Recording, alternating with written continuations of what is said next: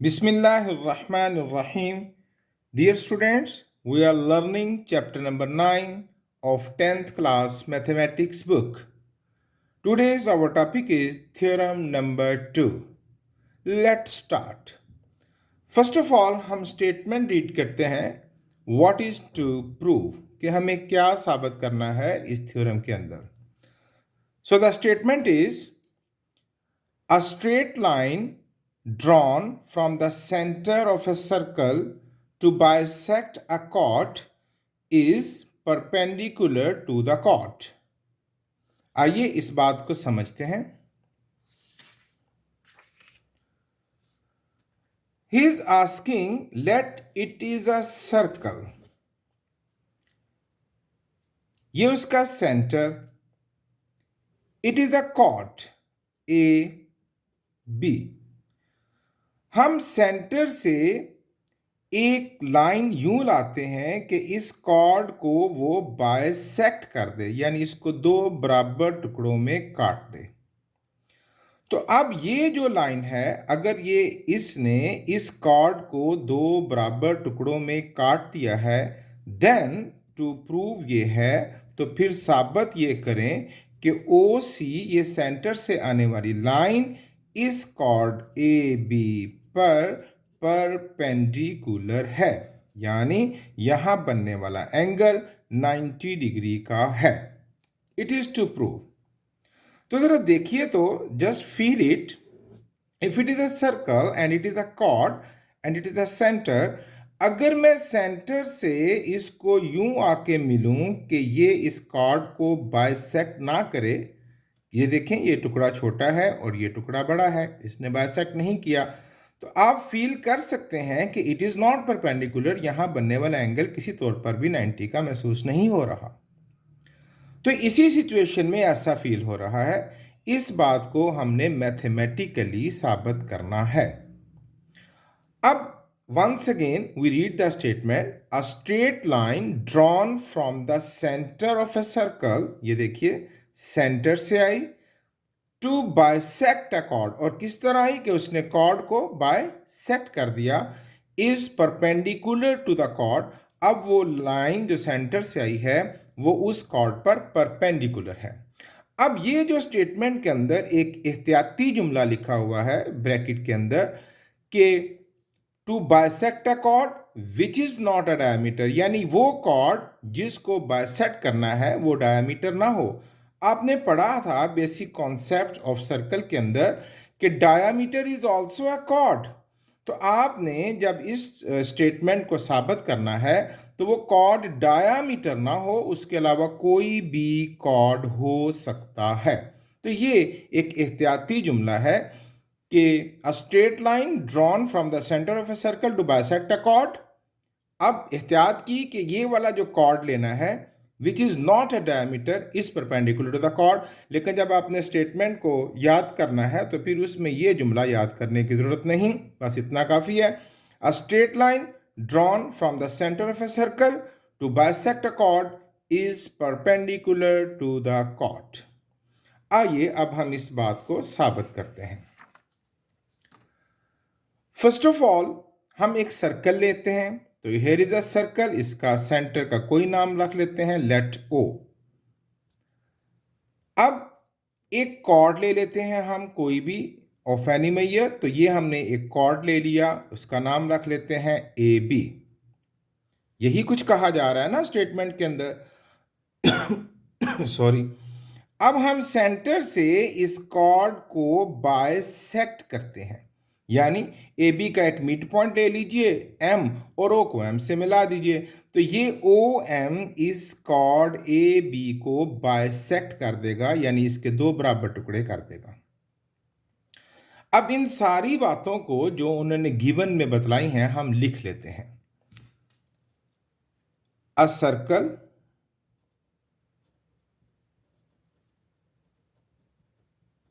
With centre O.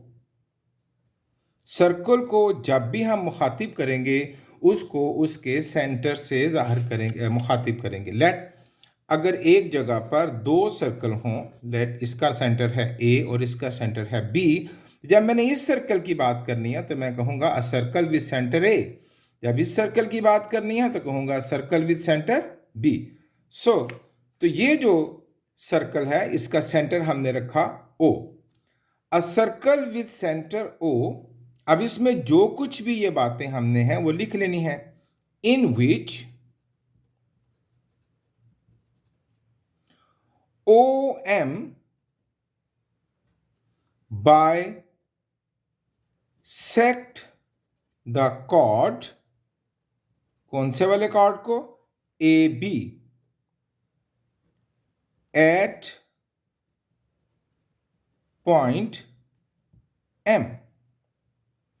Once again, a circle with center O in which OM bisect the chord AB at point M. यानी मैं ये कह सकता हूं ना कि AM is congruent to BM. ये टुकड़ा और ये टुकड़ा आपस में बराबर है। Okay, what is to prove? साबित क्या करना है हमने? साबित ये करना है कि ओ एम, ये जो सेंटर से आया है, that is perpendicular to the chord A B. O M is perpendicular to A B. हम यहां पर ये जो एंगल है इसके छोटे छोटे से नाम रख लेते हैं। इसका जैसे कि 1 और इसका नाम 2 रख लेते हैं।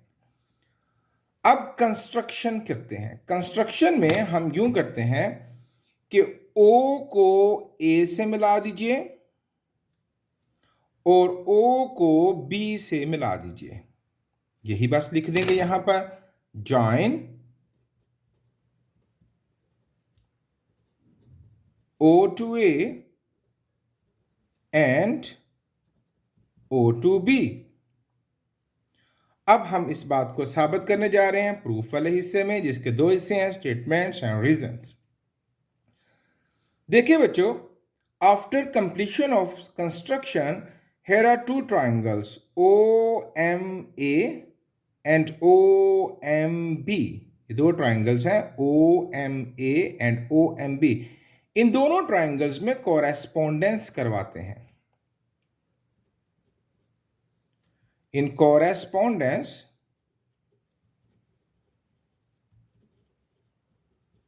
भाई किस किस ट्राइंगल में? ट्राइंगल OMA किसके साथ? Triangle OMB। अब जब 2 ट्राइंगल्स की कोरेस्पोंडेंस होती है तो उसमें हम कंग्रेंट एलिमेंट्स ढूंढते हैं कि इसकी कौन सी साइड इसकी कौन सी साइड के बराबर है और इसका कौन सा एंगल इसके कौन से एंगल के बराबर है। तो first of all OA is congruent to OB। OA is congruent to OB। इस ट्राइंगल की ये साइड और इस ट्राइंगल की ये साइड बराबर है। What is the reason? जरा गौर से देखिए। इसको पहचानने के लिए आप ट्राइंगल से जरा बाहर आइए और here is a circle and it is the centre O। ये है OA और ये है OB। Both are radius of the same circle and we have learned in basic concepts of circle कि एक ही सर्कल के तमाम रेडियस आपस में बराबर होते हैं। सो द रीजन हमें मिल गई, radii of the same circle.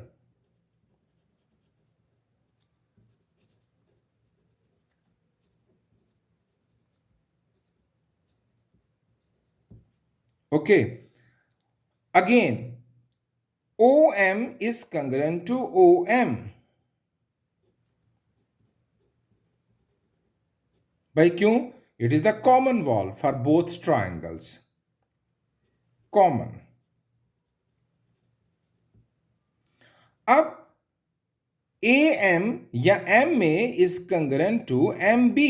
Given के अंदर हमने देखा था ना कि ये टुकड़ा और ये टुकड़ा आपस में बराबर है, क्योंकि सेंटर से जो लाइन आई थी उसने इस कॉर्ड को बाइसेक्ट किया था। ये गिवन के पोर्शन के अंदर ये बात मौजूद है। तो अब हम लिखेंगे AM is congruent to BM। Given कि ये बात तो भाई आप ही ने मैं बतलाई थी। अब जरा देखें, कॉरेस्पॉन्डेंस में तीन कंपोनेंट्स इक्वल हो चुके हैं, ये साइड और ये साइड। ये देखें, यहां डायग्राम में भी देखते हैं, ये साइड इस साइड के इक्वल है, ये साइड कॉमन है और ये साइड इस साइड के इक्वल है। So therefore triangle OMA is congruent to triangle OMB, जिनकी कॉरेस्पॉन्डेंस चल रही थी वो कंग्रेंट है। क्यों? S postulate.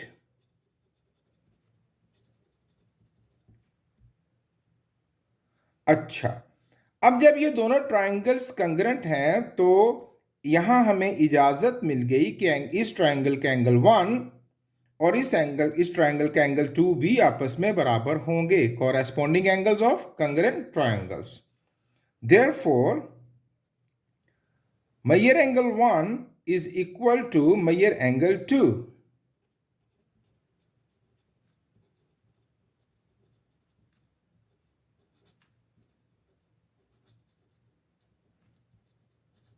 Corresponding angles of congruent triangles.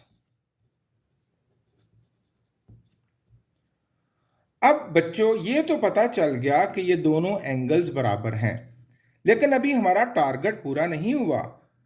हमें ये नहीं साबित करना कि ये दोनों बराबर हैं, हमें ये साबित करना है कि ये दोनों 90 डिग्री के हैं, तभी तो OMAB पर परपेंडिकुलर साबित होगा ना, क्योंकि परपेंडिकुलर हमेशा 90 डिग्री के एंगल पर होता है। अब ये दोनों इक्वल हैं, इक्वल तो किसी भी मेजर के हो सकते हैं, जैसे 60-60, 70-70, 80-80। तो अभी 90-90 के हैं, ये बात साबित करनी बाकी है, जो कि इस थ्योरम की आखिरी बात होगी। तो जरा गौर से देखिए कि एक स्ट्रेट लाइन जो होती है, स्ट्रेट लाइन के अगर हम दो हिस्से करें तो स्ट्रेट लाइन के एंगल के दो हिस्से करें तो स्ट्रेट लाइन का एंगल होता है 180 डिग्री। तो ये जो दो एंगल्स का सम अगर 180 हो तो वो सप्लीमेंट्री एंगल्स कहलाते हैं। अब ये देखें, ये स्ट्रेट लाइन है ना AB, और इसके ऊपर ये एंगल है, तो 1 और 2 का सम कितना होगा? 180, क्योंकि ये स्ट्रेट लाइन का एंगल है। तो स्ट्रेट लाइन के दो टुकड़े हुए हैं तो दोनों का सम 180 होगा। अब ऐसे दो एंगल जिनका सम 180 हो उन्हें सप्लीमेंट्री एंगल्स कहते हैं। तो मैं यहां ये लिखने जा रहा हूं कि major angle 1 plus major angle 2 is equal to 180 degree. ये देखिए, इन दोनों का सम, सप्लीमेंट्री एंगल्स।